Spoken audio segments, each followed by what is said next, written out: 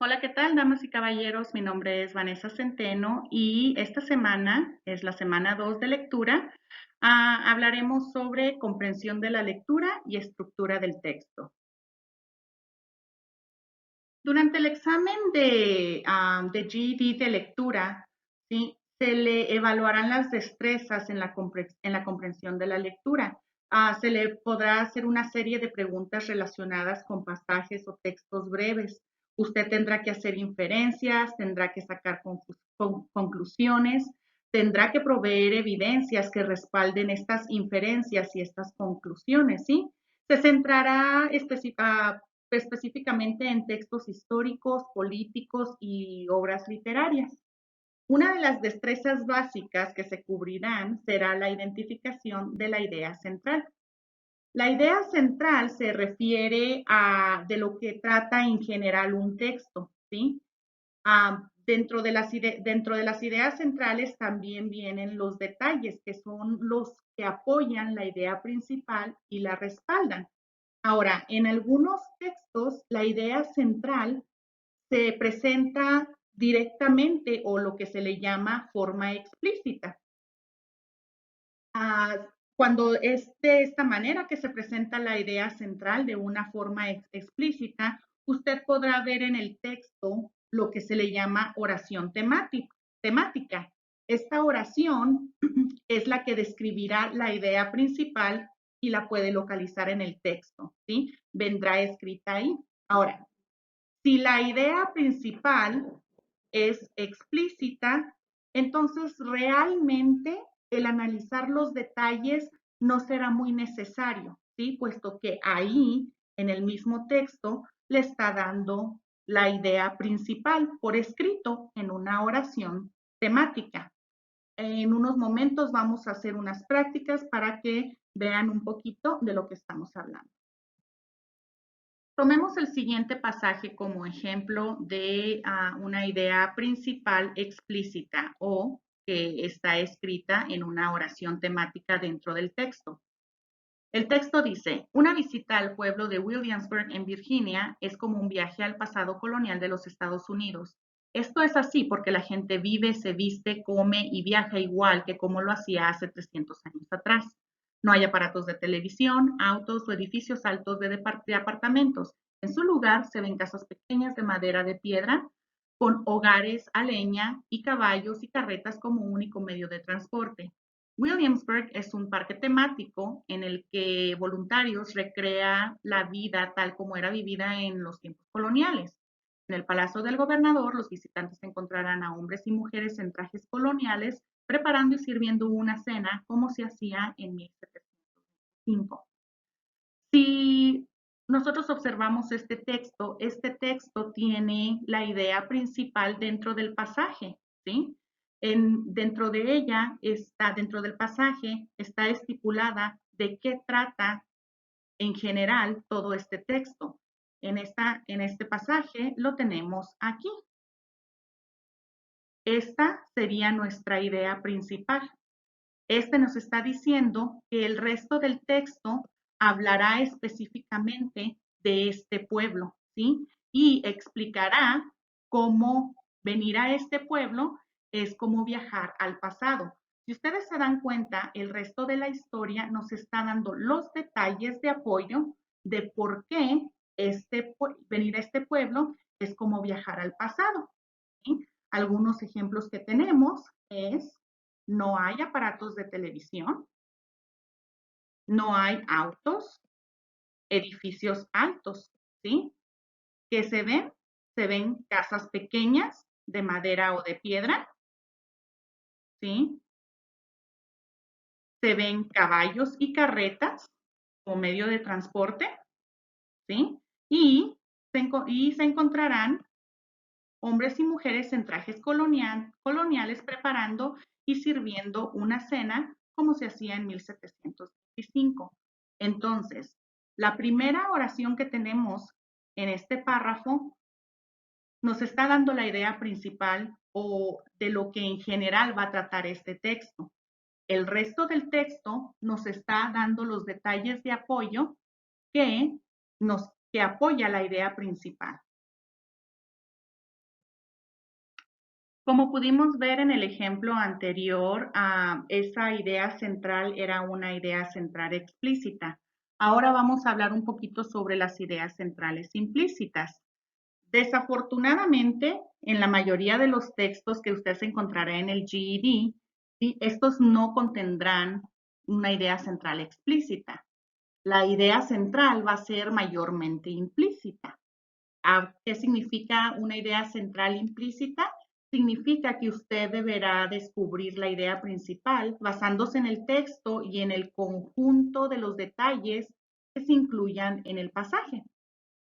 Deberá hacer uso de estas destrezas críticas para responder a preguntas de este tipo, ¿sí? Es importante que haga conexiones entre lo que está leyendo y lo que ya sabe, y eso facilitará que usted tenga una mejor comprensión del texto. Regresando a lo que son los detalles del texto, ¿sí? Hay detalles que serán específicos y serán incluidos en el texto, ¿sí? Algunas preguntas pueden estar referidas a detalles específicos y usted los podrá encontrar durante el texto. Ahora, también, para poder encontrarlos, muchas veces va a tener que analizar el pasaje para encontrar estos detalles. Ahora tenemos lo que se le llama, como dijimos, los detalles de respaldo, ¿sí? Y estos incluyen los ejemplos, los hechos, los detalles e información. Estas son las 4 tipos básicos de los detalles de respaldo. Y estos detalles de respaldo le fortalecerán la comprensión sobre la idea principal, ¿sí? Los detalles son esenciales, como les enseñé en el ejemplo anterior, ¿sí? La idea principal de todo el texto, si no está escrita, si no está de manera explícita, como en el texto anterior, que sí lo estaba, ¿sí? Si no lo está, todo lo que el resto del texto le dice, todos estos hechos, todos los ejemplos, todos los detalles, toda la información que le dé, va a ser esencial para que usted pueda figurar la idea central. Una de las destrezas más importantes en el examen del GED serán las inferencias y conclusiones. De hecho, como les mencionaba ahorita, muchas veces la idea principal van a pedir que usted la encuentre de una manera implícita, ¿verdad? Porque va a estar de una manera implícita en vez de explícita en el texto. Cuando usted tome todos los detalles del texto, ¿sí? Los hechos, los ejemplos, etcétera, usted prácticamente para sacar esa idea principal tendrá que hacer una inferencia, tendrá que poner toda esta información junta, ¿sí? Ahora, no es solo para la idea principal. A veces es en todo el texto, usted va a tener que estar sacando inferencias y conclusiones. A mí me gusta presentar las inferencias y las conclusiones como un rompecabezas, ¿sí? En un rompecabezas a usted le van dando las piezas, usted va poniendo juntas esas piezas y al final usted tiene una idea general, ¿verdad? Usted ya puede ver prácticamente la fotografía o la imagen completa una vez que usted puso esas piezas juntas. Inferencias y conclusiones prácticamente trabajan de la misma manera. Usted toma todos los detalles, toda la información, cada información es un pedazo del rompecabezas. Usted los va uniendo, usted toma la imagen o fotografía general que le acaban de pintar en el párrafo y entonces usted puede sacar una inferencia o una conclusión, ¿sí? Para hacer una inferencia o sacar conclusión, se deberá usar la evidencia contenida en el texto, estas piezas del rompecabezas, ¿verdad? Y hacer una conjetura razonable. A eso es a lo que nos referimos con inferencia y conclusiones. Prácticamente es una conjetura razonable, basada en la información del texto, ¿sí? Mire este siguiente ejemplo que tengo. Es un parrafito muy pequeño, ¿sí? Y vamos a ver qué inferencias podemos hacer. El párrafo dice, la planta odre con hojas en forma de jarra se alimenta de moscas y otros insectos. Produce un néctar dulce que atrae a las moscas. El néctar contiene una sustancia que las emborracha y no les permite escapar. La planta también tiene espinas resbaladizas que impiden que la mosca pueda salir arrastrándose. Además, cuenta con un pequeño reservorio de líquido en la parte inferior de la hoja y cualquier mosca que caiga en él terminará por ahogarse, ¿sí? Ahora pongamos atención a la pregunta. La pregunta dice, basándose en la información contenida en el pasaje, ¿qué inferencia se puede hacer? ¿Sí? No, en esta pregunta no nos están dando mucha información. Prácticamente quieren que usted haga una inferencia. En esta pregunta, lo que le va a ayudar son las respuestas. Sabemos de que cuando nos piden una inferencia, nos están hablando de una conjetura, algo que podemos nosotros concluir sobre lo que acabamos de leer, ¿verdad? Pero es lo único que nos están diciendo. En este usted se tendrá que basar en las respuestas para una vez después de leerlas usted pueda pensar, bueno, ¿es esta una buena conjetura razonable sobre lo que acabo de leer o no? ¿Sí? En este tenemos la respuesta A, dice, las moscas detestan el sabor de los líquidos dulces. ¿Usted cree que esto fue es una conjetura que podemos hacer después de juntar la información que tomamos? Las moscas escapan muy pocas veces de la planta odre. Esa es la respuesta B. La respuesta C dice la población de moscas está aumentando gracias a la planta odre. O la respuesta D dice a las moscas les gusta deslizarse por las espinas resbaladizas de la planta odre. Vamos a, como les dije, vamos a juntar evidencia, vamos a juntar las piezas de información que nos están dando, ¿sí? Para poder hacer una conjetura. Una de las cosas que nos están diciendo es que la planta odre produce un néctar dulce, ¿sí? Que atrae a las moscas. Esto es la primera pieza de información que nos están dando, ¿sí? Otra cosa que nos están diciendo es que este néctar emborracha a las moscas y no les permite que escapen, ¿sí? Esta es nuestra segunda pieza. La tercera pieza es que la planta tiene espinas resbaladizas que impiden que la mosca pueda salir arrastrándose, ¿sí?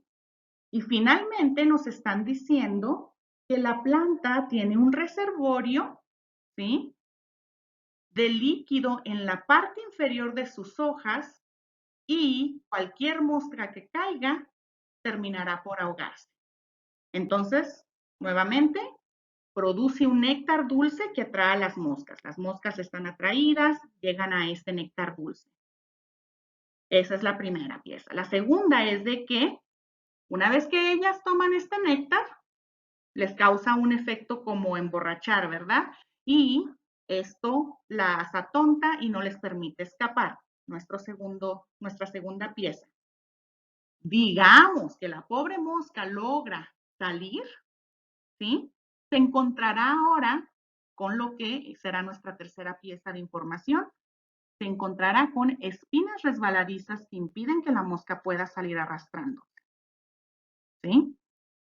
Y luego, finalmente, digamos que la mosca logra aludir todos estos problemas, entonces se encontrará todavía con un reservorio de líquido debajo de la hoja, ¿sí?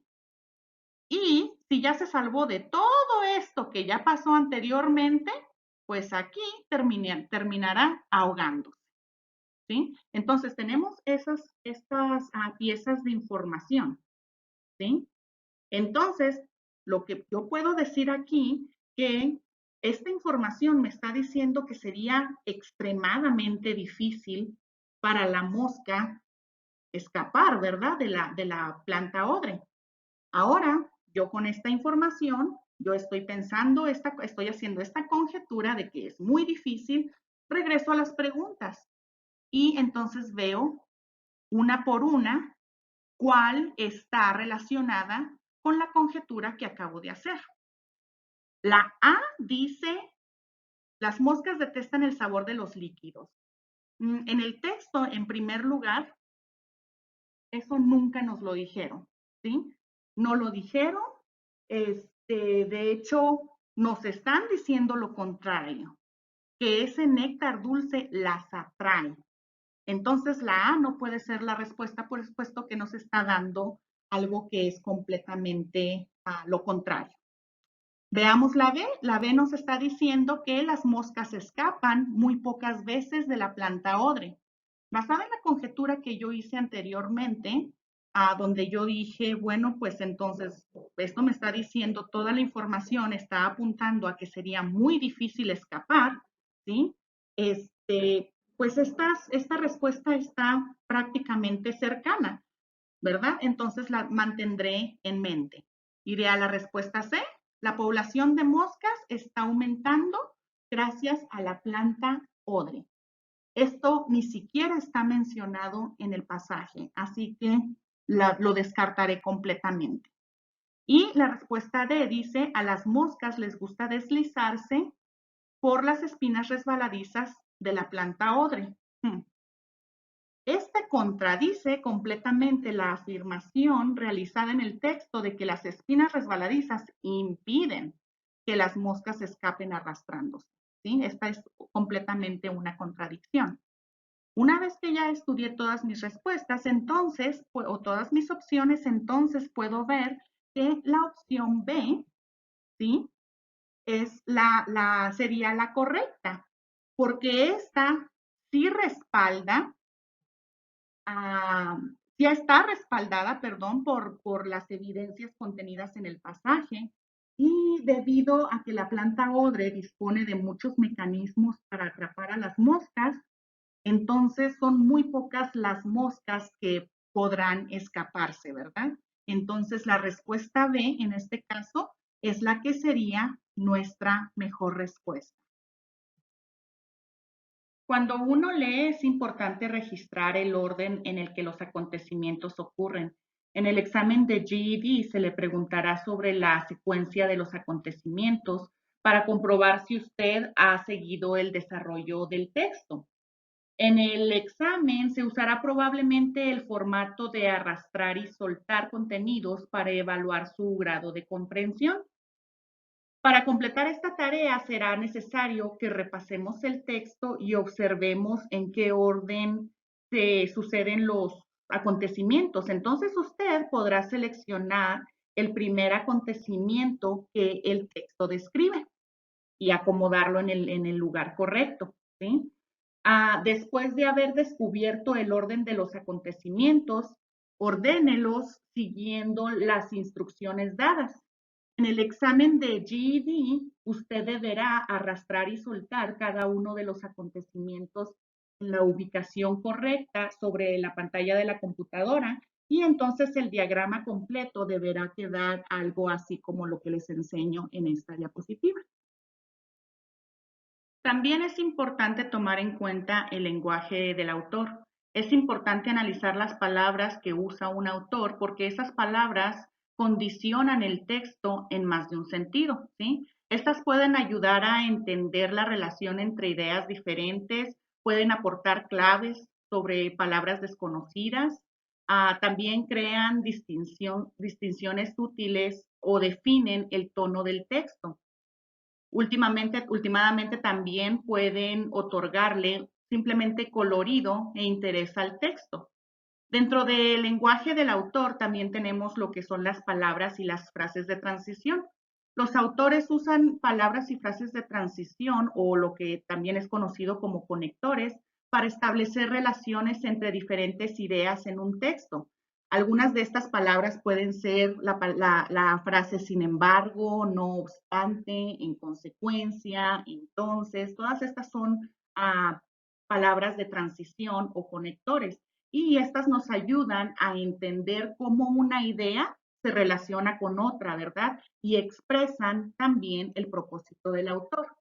En este párrafo que les enseño, ¿sí? Es un ejemplo de un escrito Dice, para las diminutas tortugas, el periodo que sigue a la salida del cascarón es más peligroso que lo que cualquier batalla podría serlo para un soldado.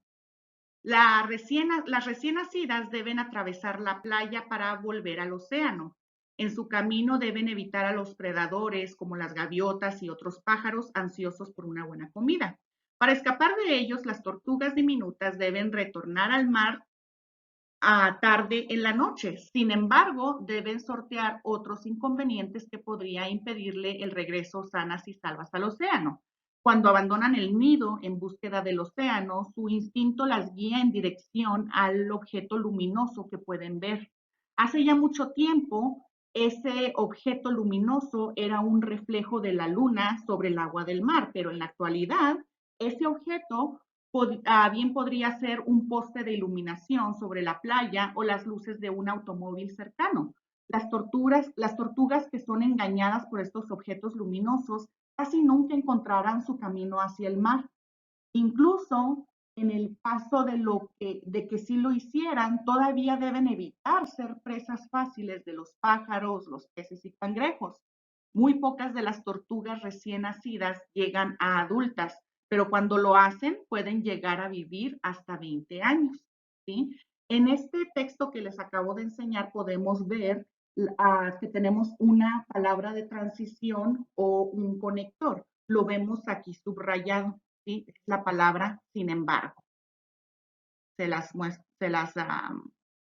subrayo. Aquí tenemos la palabra sin embargo. ¿Sí? Aquí prácticamente el texto nos está diciendo que las tortugas deben retornar al mar tarde en la noche, ¿verdad? Entonces ese es un evento que sabemos que, o que nos están diciendo, por el que las tortugas deben de pasar, ¿sí? Ahora, aquí nos están diciendo la palabra sin embargo, ¿sí? Este nos está diciendo prácticamente que esta idea anterior se va a relacionar con la que viene. Dice, deben sortear otros inconvenientes que podría impedirles el regreso sana y salvas al océano, ¿sí? Prácticamente en esta parte nos están diciendo que ellas deben regresar al mar, eso es lo que deben de hacer.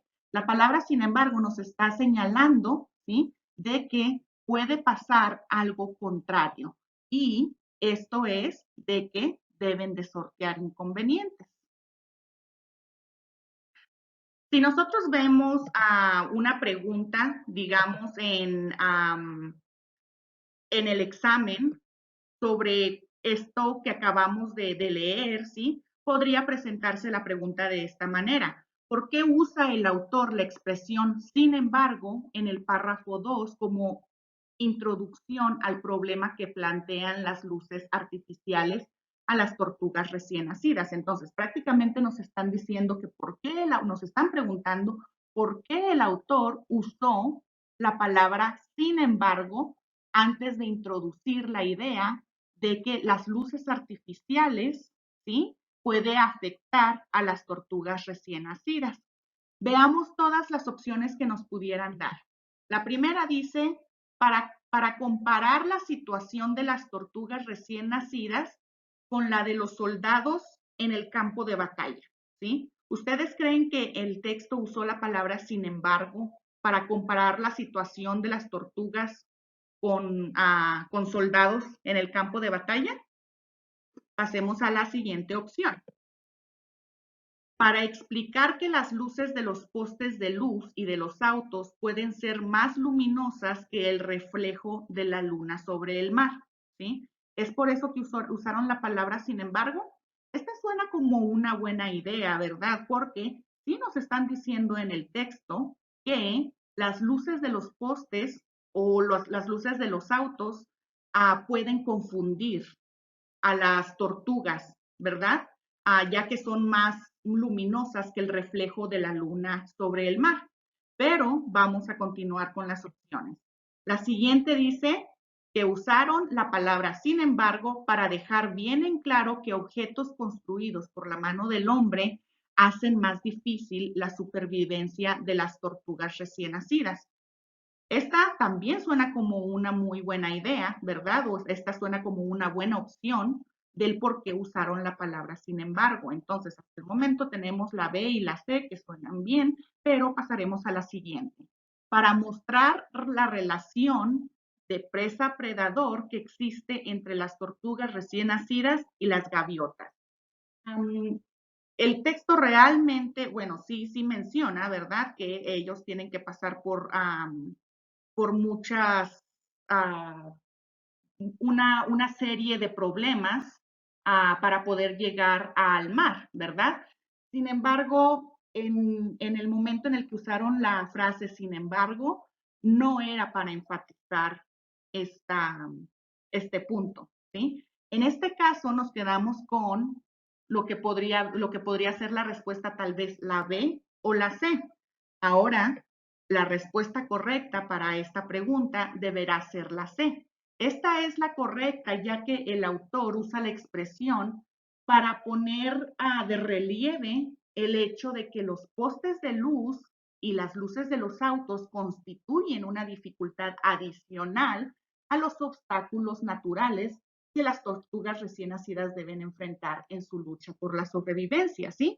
Y sin embargo, los luces, los postes de luz, a las luces de los carros, sí, como dice esta respuesta, son construidos por la mano del hombre. Y de por sí, las tortugas ya tienen que pasar por muchas dificultades naturales, ¿verdad? Como sus depredadores y cosas así. Y no solo se tienen ahora que preocupar por eso, sino también por los objetos construidos por la mano del hombre. Es por eso, es por esta razón que la respuesta C es la correcta. Es por eso que el autor usó la frase sin embargo en el párrafo 2, ¿sí? Como introducción al problema que plantean las luces artificiales a las tortugas recién nacidas. Ahora pasemos a lo que son las claves de contexto. Cuando encontramos una palabra o frase desconocidas durante nuestra lectura, una posibilidad de descubrir su significado es buscar clave de contexto en el párrafo en el que aparece esta palabra desconocida. Las claves de contexto son prácticamente indicios del significado de la palabra o expresión. La misma palabra clave de contexto nos lo dice, son palabras claves, ¿sí? Palabras claves que podemos encontrar por lo general podría ser en la misma oración en que aparece la palabra desconocida, ¿sí? Ahora muchas veces también puede aparecer en la oración anterior o en la oración que le sigue, ¿sí? Pero la mayoría de las veces va a aparecer dentro de la misma oración en que se encuentra la palabra desconocida. Sí, como les menciono, son simplemente otras palabras claves que aparecen alrededor que nos ayudan a entender mejor esta palabra desconocida. Veamos el siguiente párrafo, ¿sí? Y vamos a encontrar una palabra desconocida ahí. El párrafo dice, había aquella noche una sensación portentosa en el aire. Algo iba a suceder pronto, algo dramático e inolvidable. Todo estaba tranquilo todavía, pero en esa tranquilidad no iba a durar mucho tiempo. Miguel había escuchado que los rebeldes podrían aparecer por detrás de las montañas y atacar en cualquier momento. El muchacho estaba acostado pero despierto, preguntándose qué pasaría esa noche. ¿Sí? Vamos a tomar la palabra portentosa, ¿sí? Como ejemplo de una palabra desconocida. Esta es una palabra que no escuchamos mucho, no es muy común, ¿sí? Entonces puede darse que no conozcamos su significado. Ahora, como les mencionaba, vamos a ver, primeramente vamos a analizar la oración, a ver si hay alguna palabra clave que me pueda ayudar con el significado de portentosa. Dice, en la oración en la que se encuentra la palabra, dice, había aquella noche una sensación portentosa en el aire. Bueno, primeramente tengo la palabra sensación, algo que se siente en el ambiente por lo que entiendo en esta oración, una sensación en el aire, algo que sentimos. Entonces, portentosa primeramente puede significar un sentimiento, ¿verdad? Ahora, esa es la única palabra que yo encuentro, en la oración. Si yo me fijo en la pregunta, me dice, basándonos en las claves de contexto, ¿cuál es el significado de la palabra portentosa? ¿Sí? Ahora, aquí las opciones que me está dando, la primera dice apacible, ¿sí? Bueno, pues sí, también es un sentimiento, ¿verdad? Podríamos tomarlo en consideración. Ahora dice, la siguiente dice ruidosa. Ese no es realmente un sentimiento, así que voy a descartar eso. De aburrimiento, podría tal vez ser un estado de ánimo. Y aterradora. Aterradora también, algo aterrador es algo que también es un sentimiento, ¿verdad? Entonces, si yo estoy pensando que la palabra portentosa es un sentimiento, yo pienso que las respuestas más cercanas podrían ser apacible o aterradora. Ahora tengo un gran problema porque la palabra apacible y aterradora son prácticamente antónimos, palabras opuestas, ¿sí? Entonces yo tengo que saber más para poder tomar una decisión final. Si ya no encuentro más palabras claves en la oración, tengo que pasar a la siguiente. En la siguiente me dice, algo iba a suceder pronto, algo dramático e inolvidable. Estas son grandes palabras o grandes claves de contexto. La siguiente es dramático e inolvidable, ¿sí? Estas son muy importantes, ¿sí? Porque si notan ustedes en las siguientes oraciones, dice, todo estaba tranquilo todavía, pero esa tranquilidad no iba a durar mucho tiempo, ¿sí? Entonces, nosotros sabemos, sí estaba tranquila la noche, ¿sí? Pero esa tranquilidad no iba a durar. Entonces, aquí nos estaban diciendo que había una sensación portentosa en el aire, ¿sí? Como les menciono, en el texto se dice que algo dramático e inolvidable estaba por suceder. ¿Qué es eso dramático e inolvidable que iba a suceder? Bueno, iba a suceder que los rebeldes podrían aparecer de pronto y atacar, ¿sí? Ahora, pensemos más allá de lo que nos están diciendo, analicemos lo que nos están diciendo. Un ataque es siempre algo que nos aterroriza, que nos asusta, ¿verdad? Ahora, estas claves nos pueden ayudar a descifrar el significado de portentosa, ¿sí? Nos están diciendo que va a ser dramático e inolvidable. ¿Por qué? Porque los rebeldes podrían aparecer. Entonces, como les menciono, si los rebeldes van a aparecer, si estamos en una situación en la que vamos a ser atacados en cualquier momento, es lo más lógico que no nos vamos a sentir muy tranquilos, ¿sí? Nos vamos a sentir asustados, atemorizados. Ahora regresemos a nuestras opciones. ¿Cuál de esas palabras significa, cuál de estas palabras, cuál de estas opciones nos da a entender o sería prácticamente lo mismo que estar atemorizados, ¿sí? O asustados? ¿Apacible? No. Ruidosa, tampoco. De aburrimiento, tampoco. Sin embargo, la palabra aterradora suena bien como mi opción, porque la palabra aterradora significa estar asustado, por lo cual la D es nuestra respuesta correcta, ¿sí? La palabra portentosa significa aterradora. Los autores a menudo usan el lenguaje de forma inusual o sorprendente con el propósito de introducir efectos inesperados en el texto. A esto se le llama lenguaje figurativo. Tomen en cuenta la siguiente oración que les voy a decir. Adrián come más que un elefante. Esta oración es de lenguaje figurativo, ya que Adrián, la persona en la oración, nunca podría comer más que un elefante. Es solo una forma de decir que Adrián come mucho. Esta oración es un ejemplo de una hipérbola o exageración del uso del lenguaje figurativo, ¿sí? El lenguaje figurativo ayuda a dar vida a un personaje, le da color o algo que de otra forma sería simplemente un texto ordinario. Existen muchos tipos diferentes de lenguaje figurativo, pero todos tienen en común el uso de palabras que usan para decir algo que significa otra cosa o es una comparación entre una cosa y otra. Hay diferentes tipos de lenguaje figurativo y los veremos a continuación. Primeramente tenemos lo que es una aliteración. Una aliteración es una repetición notoria del mismo o de los mismos sonidos al principio de las palabras en una frase. Digamos la palabra amo hacer amigos, ¿sí?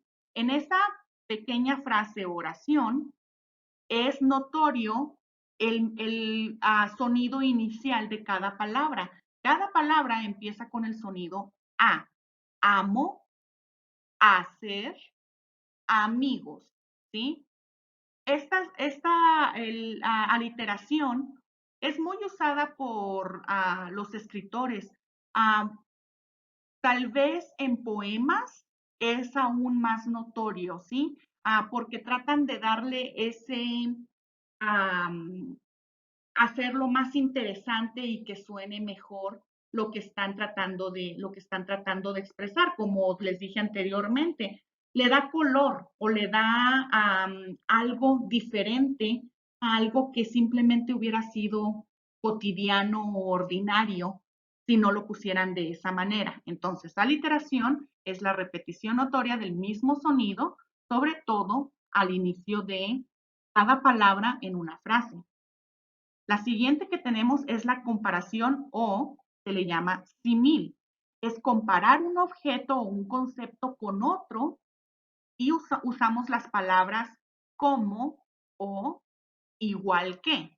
Miren el ejemplo que les puse. Las nubes están tan esponjosas como bolas de algodón. Aquí estamos comparando a las nubes esponjosas con bolas de algodón. Claro que las nubes no son bolas de algodón, pero estamos tomando la forma en que se ve y le estamos comparando con algo más y estamos usando la palabra como.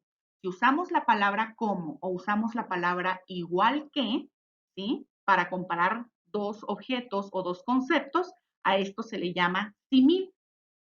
Ahora tenemos lo que es una metáfora. Una metáfora es muy parecida al símil y también es lenguaje figurativo porque también estás comparando un objeto o un concepto con otro, pero en vez de decir las palabras como o igual, uno dice que el concepto o el objeto es el otro objeto o concepto.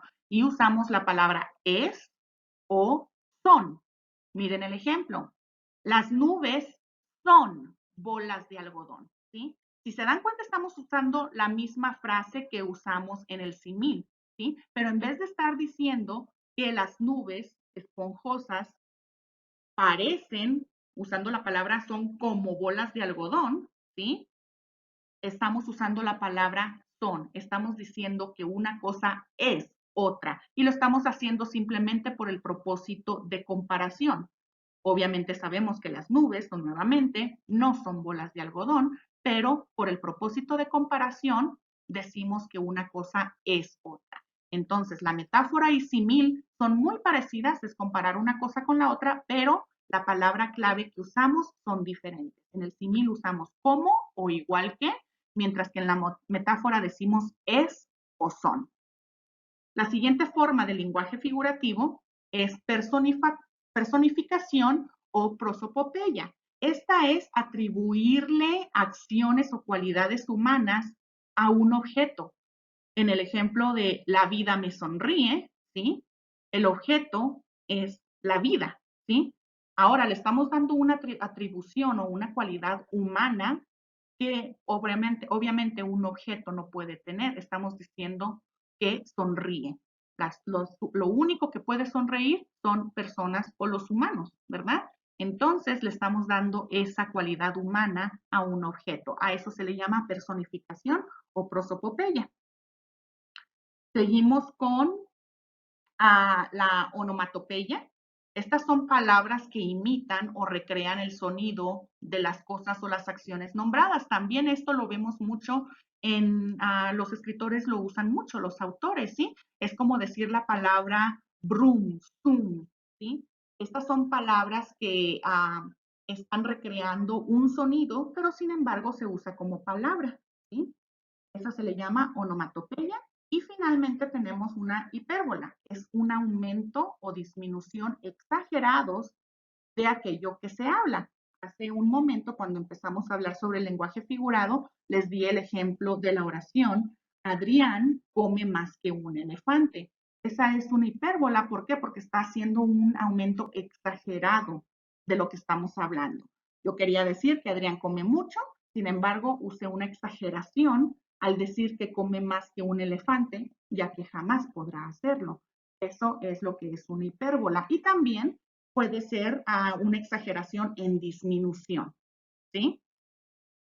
Ahora pasemos a la práctica. En la práctica dice, habíamos estado confinados toda la tarde en el granero. Hacía calor, mucho calor, y el sudor de nuestra frente caía sobre nuestras camisas mientras trabajábamos sin parar. Cuando finalmente el sol se puso y abrí la puerta, el aire del atardecer nos envolvió como una fresca lluvia de abril que nos predispuso a disfrutar de la noche. Ahora, la pregunta dice, ¿cuál es el significado de la expresión como una fresca lluvia de abril? ¿Sí? Esta la vemos aquí en esta frase. Dice, el aire del atardecer nos envolvió como una fresca lluvia de abril, ¿sí? Entonces, me están preguntando cuál es el significado de esta expresión. Las opciones que tengo es A, el aire del atardecer era húmedo y pegajoso. B, el aire del atardecer era extremadamente frío. C, el aire del atardecer era templado y calmo. Y D, el aire del atardecer era fresco y reparador. Ahora veamos qué tipo de lenguaje figurado están usando en esta frase. Dice, el aire del atardecer nos envolvió, y aquí yo tengo una palabra clave. Yo tengo la palabra clave de cómo, ¿sí? Estoy comparando el aire del atardecer con una fresca lluvia de abril. Si recuerdo el lenguaje figurado que acabamos de cubrir, ¿sí? El que hace una comparación con otra usando la palabra como o igual es un símil, ¿sí? Era comparar un objeto o concepto con otro usando estas palabras, ya sea como o igual que. En esta oración están usando la palabra como, lo cual nos hace entender que esto es un símil, ¿sí? Está diciendo que el aire del atardecer era fresco como una lluvia de abril. Ahora, si nosotros conectamos nuestros conocimientos anteriores, ¿sí? Y pensamos en una fresca lluvia, no de invierno, no de otoño, sino de abril, ¿sí? Pensemos en el mes de abril, cómo se siente el mes de abril. El mes de abril no es completamente caliente como el verano, ¿sí? Sino todavía es un clima templado.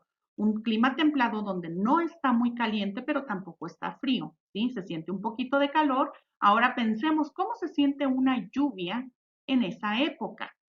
Si yo comparo una lluvia del verano, al final de la lluvia se podría sentir tal vez sofocante, ¿verdad?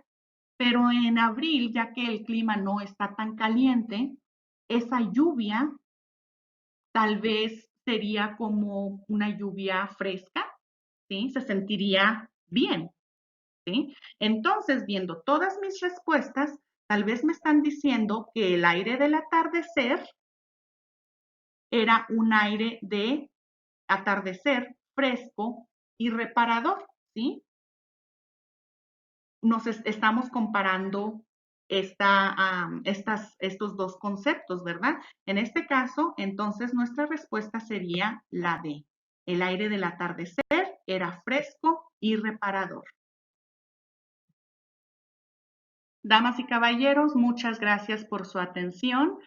Espero que estas notas les sirvan y recuerden, revisen la sección de diapositivas o de presentaciones de PowerPoint para que puedan obtener más información y más detallada de lo que acabamos de cubrir hoy. Prácticamente lo que cubrimos fue el capítulo 2 y 3, ¿sí? Estas diapositivas o estas presentaciones serán subidas en la sección de presentaciones de PowerPoint y son las que apoyarán este video. Muchas gracias y espero vernos pronto. Hasta luego.